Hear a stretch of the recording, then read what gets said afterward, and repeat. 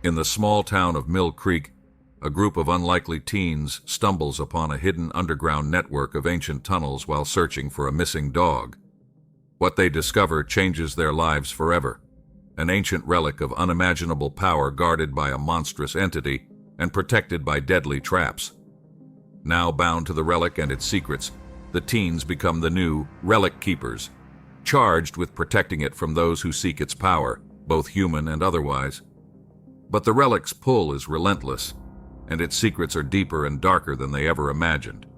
With every step they uncover new threats, otherworldly creatures, shadowy organizations, and forces that defy comprehension, all while trying to navigate the chaos of their everyday lives. The series combines thrilling suspense, mysterious lore, and character-driven drama as these teens balance the responsibility of protecting the relic with the challenges of growing up in a world they no longer recognize. The cool autumn air swirled with a faint scent of fallen leaves as the students of Mill Creek High buzzed with excitement. Just 2 blocks away, a massive construction project had unearthed something unexpected. An ancient underground tunnel sealed with heavy iron doors. The entire town was buzzing, but none more than the group of misfit teens who called themselves the Midnight Seekers. Jackson, the self-proclaimed leader, leaned against a rusted locker and waved a flyer in the air. "Did you guys see this? They're talking about hiring a historian to figure out what's down there, but no one has been allowed inside. What if it's treasure?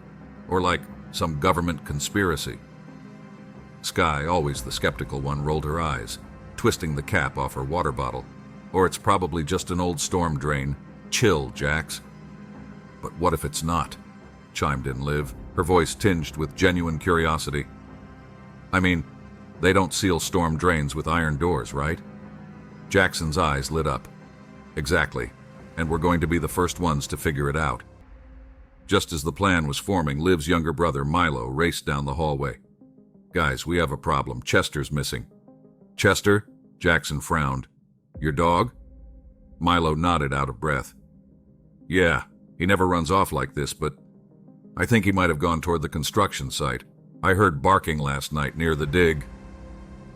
The group exchanged glances. It wasn't just the thrill of adventure or the mystery that now drew them in, it was personal. The Midnight Seekers regrouped at their usual spot, a graffiti-tagged pavilion by the abandoned train station, each of them wrapped in coats to shield against the growing chill of the evening. Milo clutched Chester's collar and leash tightly, as if holding onto them would summon the dog back. Jackson slammed his palm on the weathered picnic table. "All right, here's the deal. We hit the construction site tonight. If Chester's there, we find him. And if we happen to sneak a peek at that tunnel, well, bonus points." "Is this really a good idea?" Sky asked, hugging her arms to her chest. "The site's guarded. There are cameras, fences. People don't just walk in," Jackson grinned. "Exactly. We're not walking in. We're climbing over."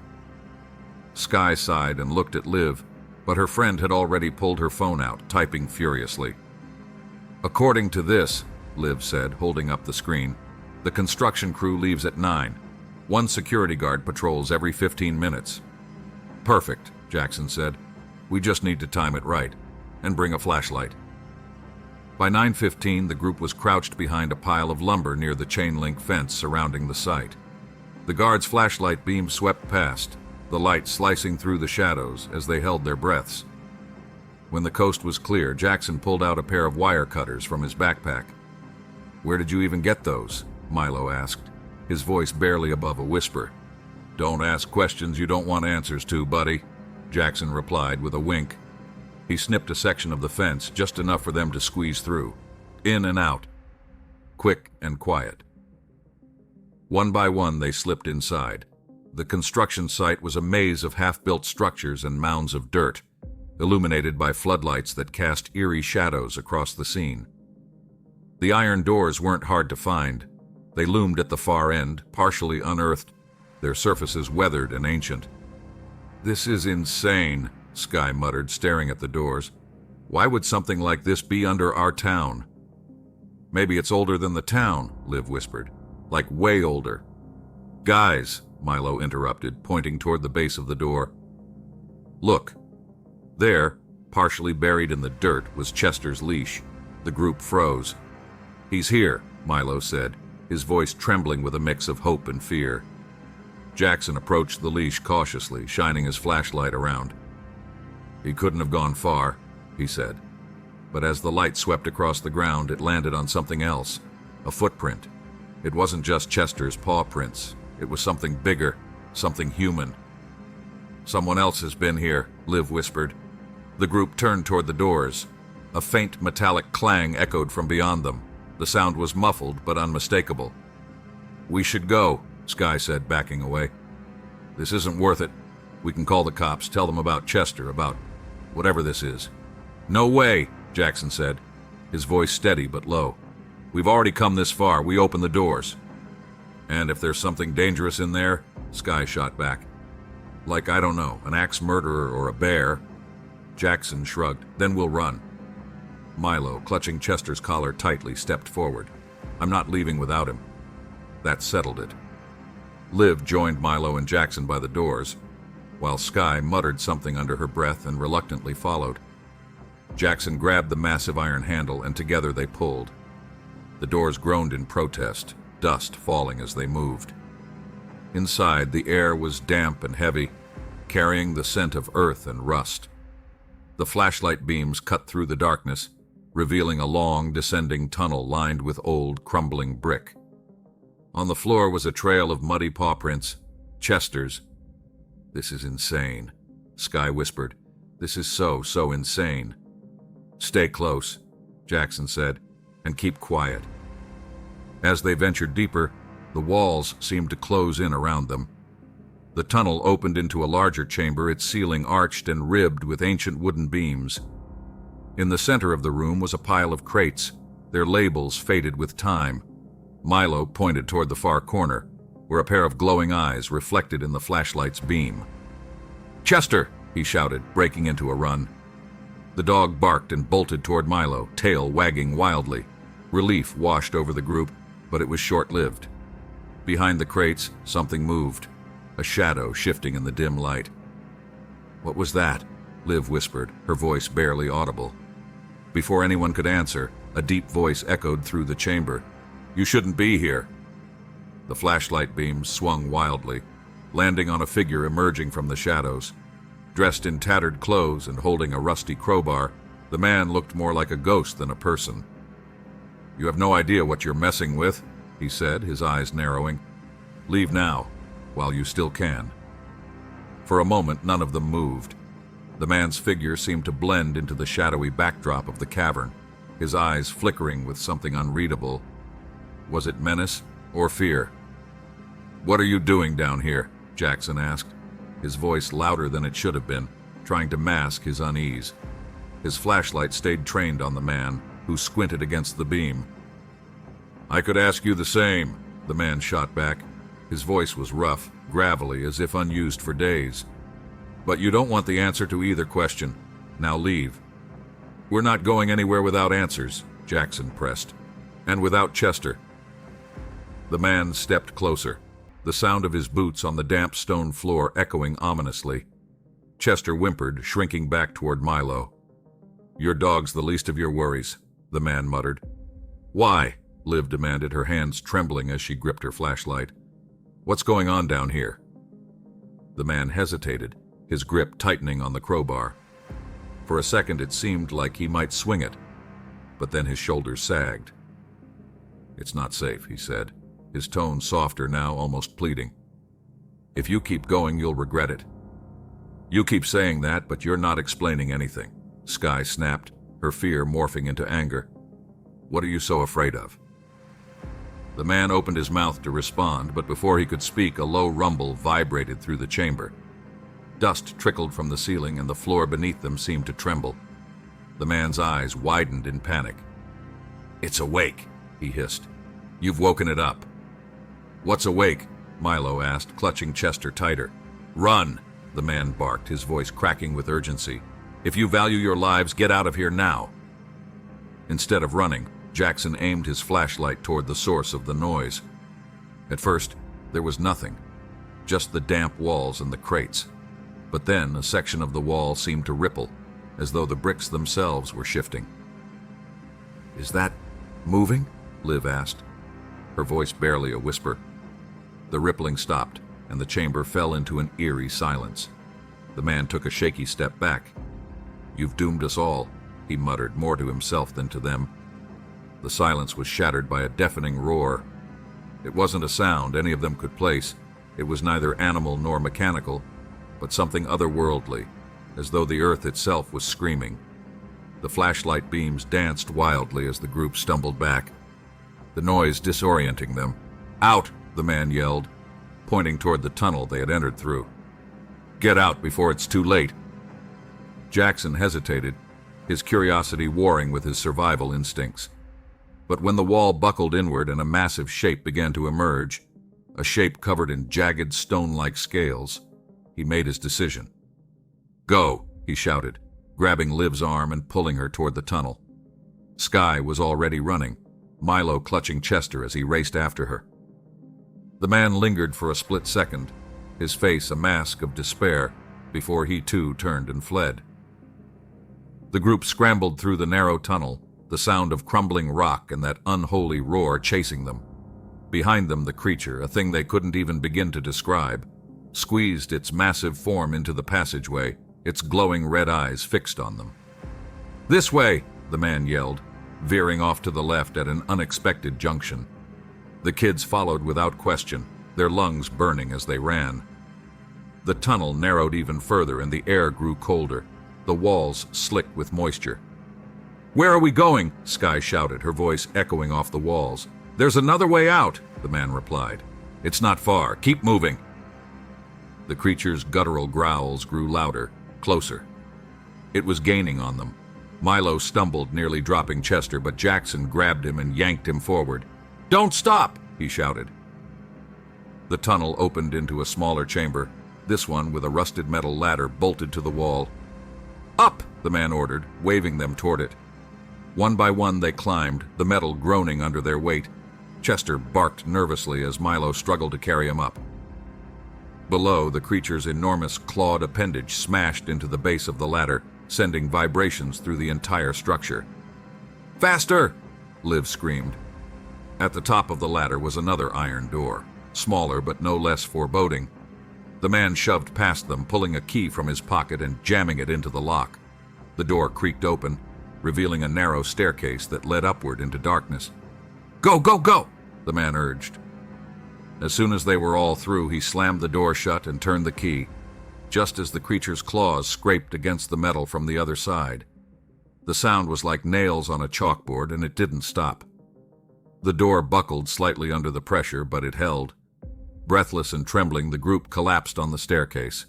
For a long moment, no one spoke. The only sound was Chester's quiet whimpering. "What was that thing?" Jackson finally asked, his voice barely above a whisper. The man leaned against the wall, his face pale and drawn. "I warned you," he said hoarsely. "You should have listened." "That doesn't answer the question," Liv pressed. "What was that?" The man looked at them, his eyes filled with something that might have been pity. "You just met the Guardian," he said, "and it doesn't like visitors." The air in the staircase was thick, the group's shallow breathing echoing in the cramped, pitch-black space. The man didn't seem to notice their unease, or, more likely, he didn't care. He paced back and forth, muttering to himself in words too low for them to hear. The occasional clang of claws scraping against the metal door below sent shivers through all of them. But the Guardian wasn't breaking through. Not yet. "Someone needs to explain what just happened," Skye said, her voice tight, each word measured. She hugged her knees close to her chest, trying to stop them from shaking. Liv nodded, shining her flashlight toward the man. "Yeah, start talking. What's a Guardian and why does it want to kill us?" The man stopped pacing, his hand running through his unkempt hair as he sighed. "You shouldn't have opened those doors," he said quietly, leaning heavily against the wall. "They've been sealed for centuries, kept that way for a reason. To keep it in." "It?" Jackson repeated, sitting up straighter. "That thing, what is it? A monster? A robot? What?" "It doesn't matter what it is," the man said sharply, glaring at him. "What matters is that it's awake now." And it's not going to stop until it's satisfied. Satisfied? Liv's voice cracked. What does that even mean? Satisfied how? The man rubbed his temples as though trying to quiet an oncoming headache. I don't know. No one really knows. Stories say it protects something valuable, something buried deep under this town. Jackson perked up at that. Valuable? Like treasure? The man shot him a withering look. Don't get any ideas, kid. People have been trying to figure it out for years. All of them are dead now, or worse. Sky's face paled. Worse? What's worse than dead? The man didn't answer. Instead, he gestured toward the stairs above them. We need to keep moving. It won't take long for it to find another way out, and when it does, it'll come after us. Wait, Milo said, clutching Chester's leash as if the dog might vanish again. Why? Why us? We didn't do anything to it. You woke it up, the man said simply, and now it's your problem. That's not fair, Milo shot back, his voice cracking. It's not our fault. Life's not fair, kid, the man replied coldly. Now move. The group exchanged nervous glances, but none of them argued. Sky started up the stairs first, her flashlight illuminating the worn steps ahead. Jackson followed, then Liv, Milo, and Chester. The man brought up the rear, his every movement deliberate, his expression unreadable. The staircase seemed to stretch on forever, spiraling upward with no end in sight. The walls were rough, carved directly into the earth, with roots snaking through cracks in the stone. It felt ancient, forgotten, a relic from a time long past. Does this even lead anywhere? Sky asked, her voice echoing slightly. Or are we just going in circles? It leads somewhere, the man replied from the back. Just keep climbing. What's up there? Liv asked, pausing to catch her breath. Another iron door? Another guardian? No, the man said. An exit, if we're lucky. And if we're not? Jackson asked, half joking, though his voice carried an edge of real fear. The man didn't answer. After what felt like hours, they reached the top of the stairs. The air grew fresher, cooler, carrying the faint scent of pine. A wooden door stood before them, its surface warped and cracked with age. Unlike the iron doors below, this one had no lock, only a rusted handle. Through there, the man said. But stay quiet. We don't want to draw attention. Attention from what? Sky asked, her hand hovering over the door handle. Just open it, he said. She hesitated, then pushed the door open. It creaked loudly, the sound cutting through the stillness like a scream. The group froze, listening for any sign that the noise had been heard, but the only sound was the faint rustling of leaves outside. They stepped through into a dense forest, the ground blanketed with fallen needles and the trees towering high above them. Moonlight filtered through the branches, casting long, jagged shadows. Chester barked once, then fell silent, his ears pinned back. Where are we? Milo asked, his voice trembling. Outside town, the man replied. This used to be part of the old woods before they started building over it. You're lucky it's still here. That thing, Jackson said, turning to face the man. The Guardian. It's not coming out here, is it? Not right away, the man admitted. But it will. It always does. Why? Liv asked. You said it protects something. What's it protecting, and why is it chasing us? The man's eyes darkened. Because you've seen it now, and that's enough. The group huddled together as the man led them deeper into the woods. Every rustling leaf and snapping twig set their nerves on edge. Above them, the wind whispered through the trees, carrying faint, unplaceable sounds that sent chills down their spines. What's your name? Milo asked suddenly, his voice breaking the heavy silence. The man hesitated. Does it matter? It does to us, Liv said firmly. We've been running for our lives with you, and we don't even know what to call you. He sighed, his shoulders slumping. Call me Grayson. Grayson, Jackson repeated, testing the name. Okay, Grayson, now tell us what you know about the Guardian. Everything. Grayson stopped walking, his face unreadable in the shadows. You're not ready to hear everything. We just ran from a giant monster, Sky snapped. I think we're ready for whatever you've got. Grayson looked at her for a long moment, then nodded. Fine, but don't say I didn't warn you. He knelt down, tracing a rough circle in the dirt. The Guardian's been here longer than the town, longer than anyone alive can remember. Some say it was summoned, others say it's natural, a creature born of the earth itself. Either way, it's bound to the tunnels, protecting whatever's hidden down there. People have tried to dig it up, to steal it, but none of them ever made it back. "What's it?" Jackson asked, leaning closer. Grayson's eyes flicked up to meet his. "I don't know," he said softly, "but you're about to find out." Grayson stood, brushing dirt from his hands, his sharp gaze scanning the group. The silence stretched as if he were debating how much to reveal. Finally, he spoke, his voice low and steady. "The stories say the Guardian protects something ancient, something that was never meant to be found. A relic, maybe, or a weapon." He looked at each of them in turn. "But the thing is, whatever it's protecting isn't just valuable. It's alive." "Alive?" Liv repeated, her breath catching. "You mean like a person?" Grayson shook his head. "Not a person, not even a thing really. It's more a force, something that shouldn't exist in this world." Jackson's brows furrowed. "That doesn't make sense. You're saying it's, what, magic? Energy? That's ridiculous." "Believe what you want, kid," Grayson replied. "But I've seen enough to know it's real. The Guardian doesn't protect it because it wants to. It protects it because it has to. If that thing gets loose, let's just say you won't be worrying about your dog anymore." The group fell silent, the weight of his words pressing down on them. Chester whined softly, nuzzling Milo's leg as if sensing the tension. "So what do we do?" Skye asked finally, her voice quiet. "Just run? Pretend this never happened?" Grayson hesitated. "That would have been my advice. But now that the Guardian's awake, it's not going back to sleep. It'll hunt you. All of you." Jackson stepped forward, his jaw clenched. "There has to be a way to stop it. If you know so much, then tell us how." Grayson's gaze flickered toward him, a glimmer of something, pity maybe, crossing his face. "There is one way," he admitted, "but you won't like it." "What is it?" Milo asked, his voice barely above a whisper. Grayson sighed. "You have to go back." The words hit like a punch to the gut. Liv shook her head, disbelief etched on her face. "Go back? Are you crazy? We barely made it out alive." "I didn't say it was a good option," Grayson replied, "but it's the only one. You have to face the Guardian and find the relic. Whatever it is, it's the only thing that can stop it." "You're insane," Skye muttered.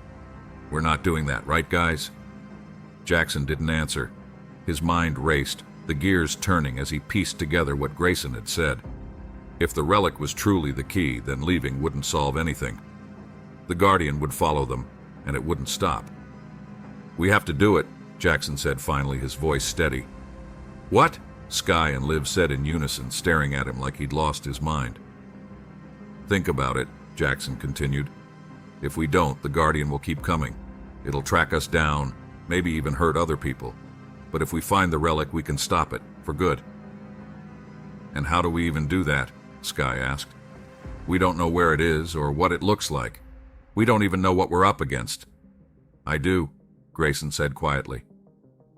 All eyes turned to him. "I know where the relic is," he continued, "and I can take you there, but it won't be easy. The Guardian's not the only thing down there." "What do you mean?" Liv asked, her voice trembling. Grayson's expression darkened. "The tunnels are old. Older than this town. Older than most civilizations. They're full of traps, dead ends, and things that were left behind. Things you don't want to meet." Milo's grip on Chester's leash tightened. "You're saying there's more than one Guardian?" "Not exactly," Grayson said. "The Guardian's the main threat, but whatever created it didn't just leave one line of defense. It's like a maze, and every wrong turn could kill you." The group exchanged nervous glances. The idea of going back into the tunnels was terrifying, but the alternative was worse. "I'll go," Jackson said, breaking the silence. His voice was resolute, his gaze steady. "Me too," Liv said after a moment, though her hands were trembling. If we don't, who will? Milo looked down at Chester, then up at the others. I'm in. Chester deserves to be safe. Skye groaned, throwing her hands in the air. You're all insane, but fine. If you're going, I'm not letting you die alone. Grayson nodded, his face unreadable. Then we move now. The longer we wait, the harder this gets. The group followed Grayson deeper into the woods, their flashlights cutting through the darkness. The night felt heavier now, as if the forest itself was holding its breath. Every step brought them closer to the tunnels, to the unknown. When they finally reached the entrance, a chill ran through all of them. The iron doors loomed ahead, half buried in the earth, their surface scarred and rusted. But something was different now. The ground was torn up around the entrance, as if something massive had clawed its way out. It's already been here, Grayson muttered. But it'll be back. We have to move fast. He pushed the doors open with a low groan, revealing the gaping black maw of the tunnel. The group hesitated, each of them feeling the pull of fear. You coming? Grayson asked, stepping into the darkness. Jackson swallowed hard and nodded. Let's finish this. As they descended into the earth once more, none of them could shake the feeling that they were being watched. Somewhere in the distance, a low rumble echoed, growing louder with every step. The air inside the tunnel was colder than before, a biting chill that seeped through their clothes and gnawed at their nerves. Their flashlight beams barely pierced the oppressive darkness, revealing only crumbling walls and the uneven ground ahead. Every sound, each drip of water, each scuffle of their boots, felt amplified, echoing through the claustrophobic space. Why does it feel different? Liv whispered, her voice barely audible. Grayson, leading the group, didn't turn around. It's awake now, he said simply. The tunnels respond to it. Respond how? Skye asked, gripping her flashlight tighter. You'll see, Grayson replied cryptically. The group continued in tense silence. The tunnels stretched on endlessly, twisting and turning, the walls narrowing and widening unpredictably. Sometimes the path sloped steeply downward, forcing them to brace against the walls to keep their footing. Other times it rose sharply, their boots scraping against loose stones.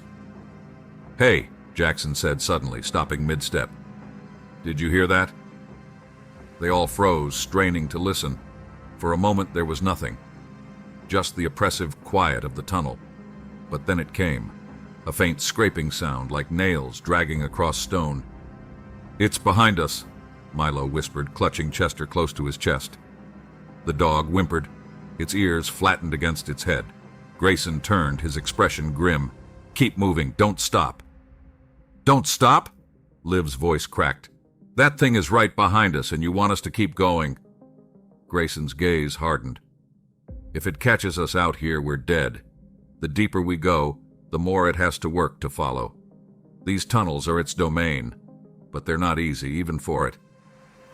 That doesn't sound like a plan, Skye muttered, but she started moving again, her steps quick and uneven.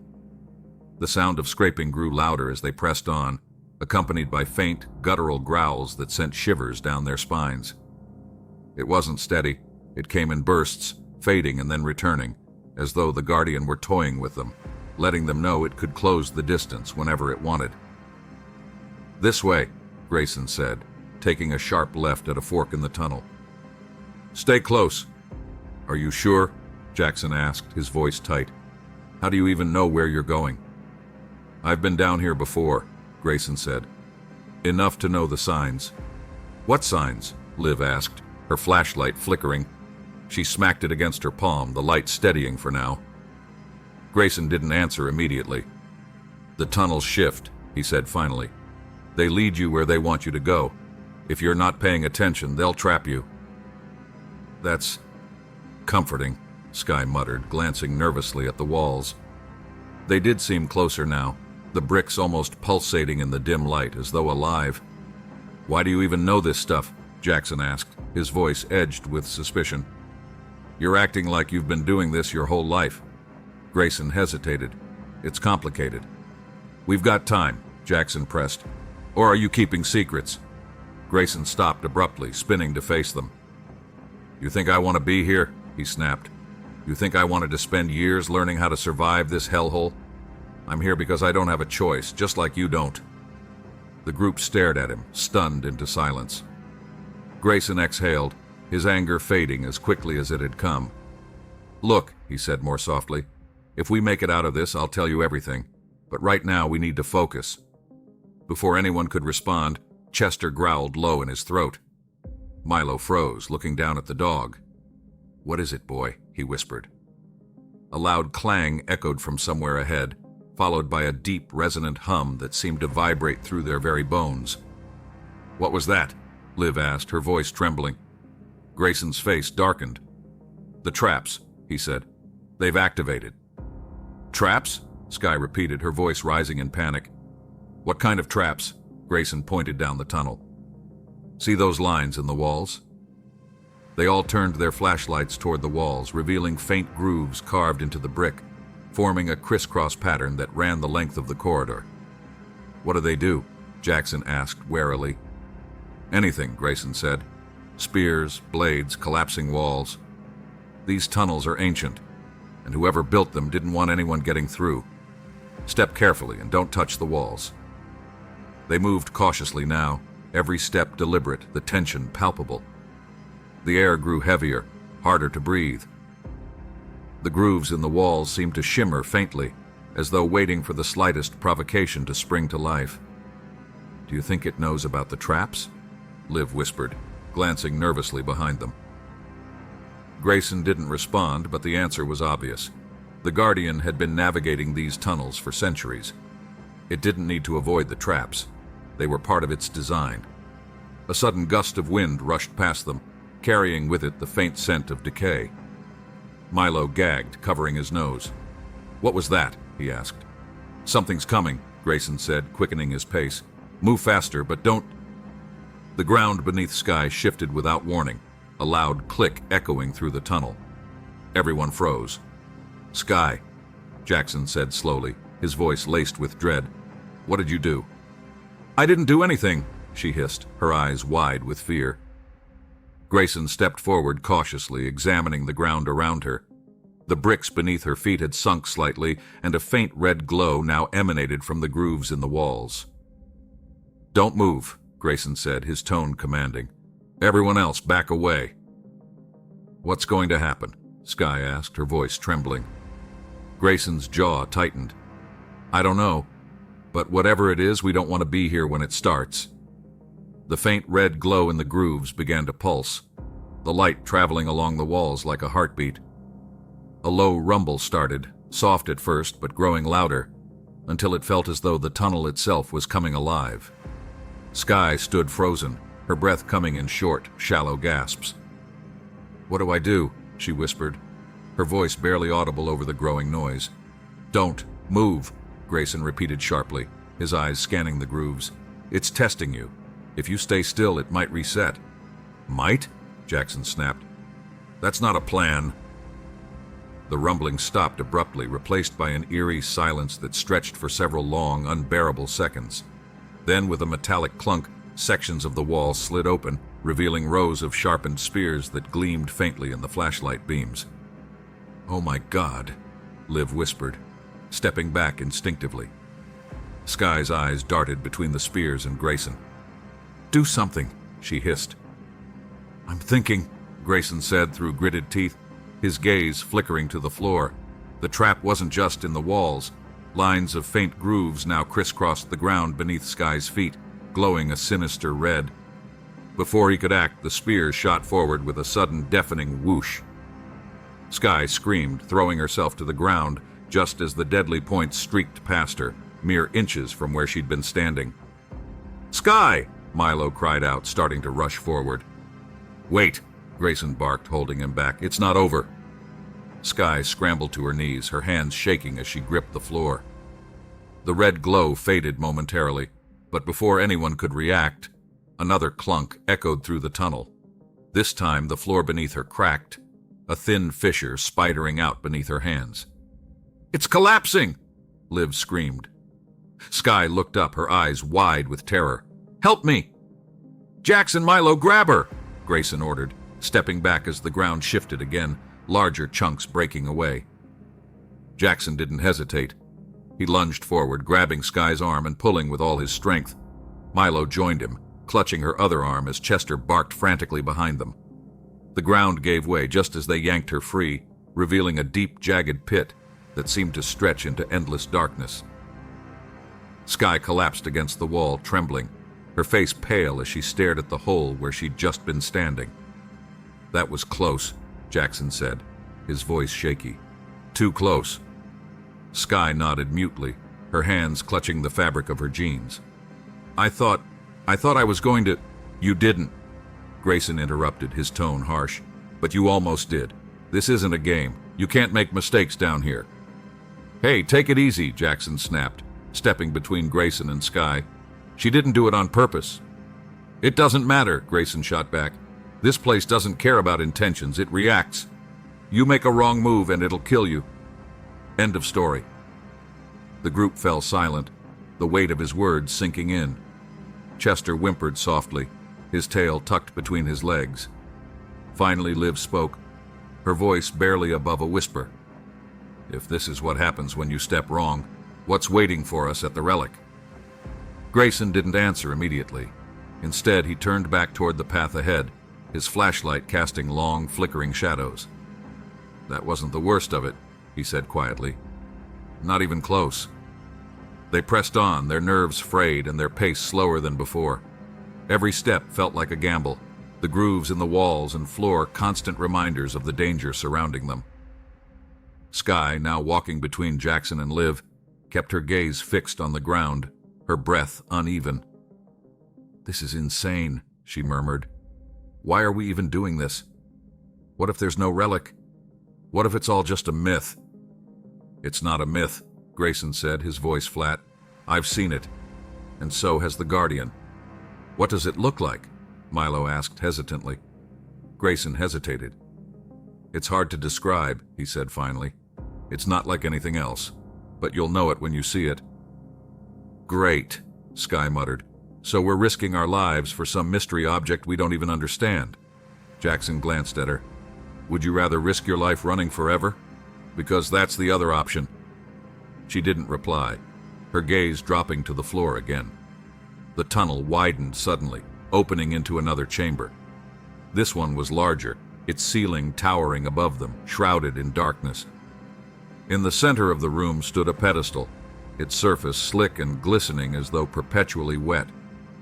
Atop it rested a small object, faintly glowing with an ethereal blue light. "That's it," Grayson said, his voice low. The group approached cautiously, their flashlights illuminating the pedestal and the relic. It was a smooth, oval-shaped stone, its surface carved with intricate, swirling patterns that seemed to shift and flow like liquid. "It's beautiful," Liv whispered, reaching out instinctively. "Don't touch it," Grayson snapped, grabbing her wrist before she could make contact. She jerked her hand back, startled. "Why? Isn't this what we came for?" "It is," Grayson said, his expression grim. "But touching it wakes more than just the Guardian."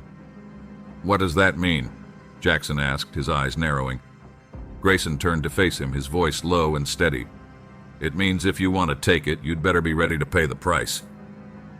The group stood frozen, their flashlights illuminating the glowing relic atop the pedestal. Chester growled low, his ears flattened, as if sensing something none of them could. "What do you mean, pay the price?" Jackson asked, his voice steady but his grip on the flashlight tightening. Grayson didn't look at him. His gaze was locked on the relic. "Everything down here is connected. The relic, the Guardian, the traps. It's all part of the same system. If you take it, you break the balance. The Guardian's job isn't just to protect the relic, it's to stop anyone from taking it.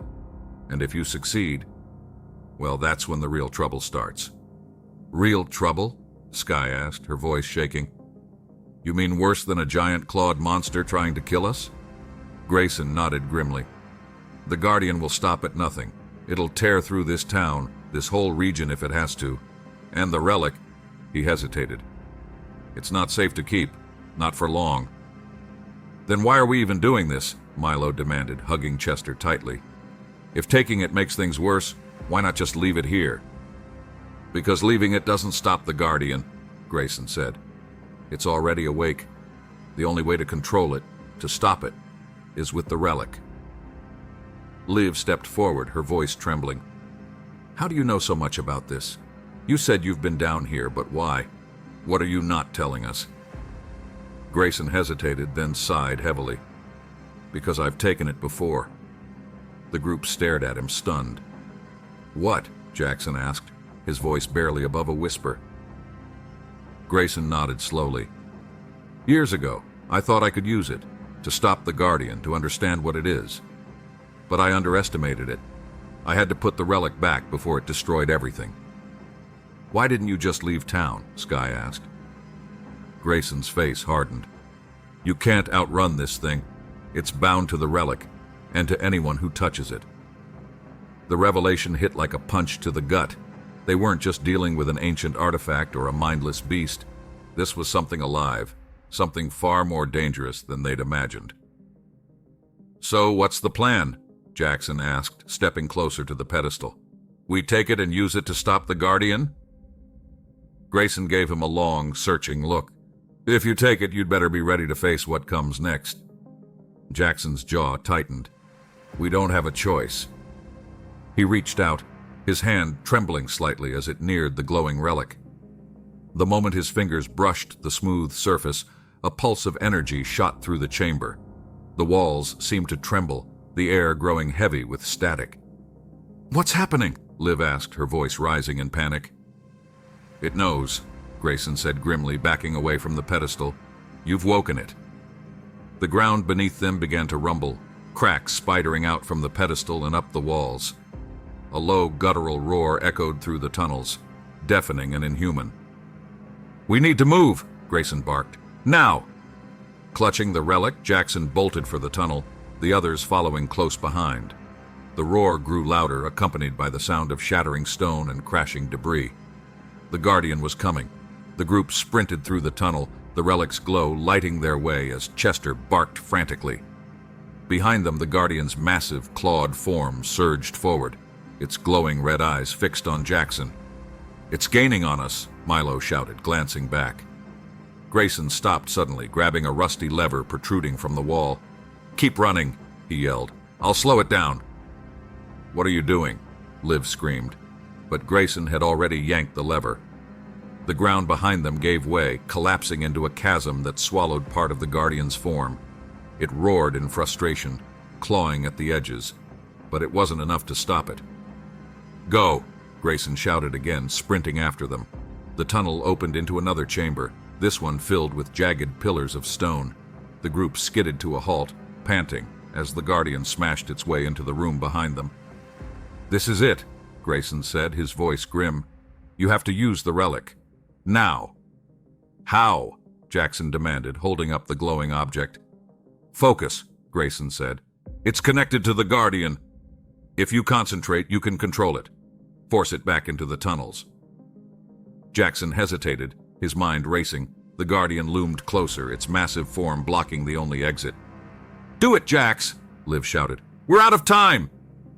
Closing his eyes, Jackson gripped the relic tightly, focusing on its warmth, its hum of power.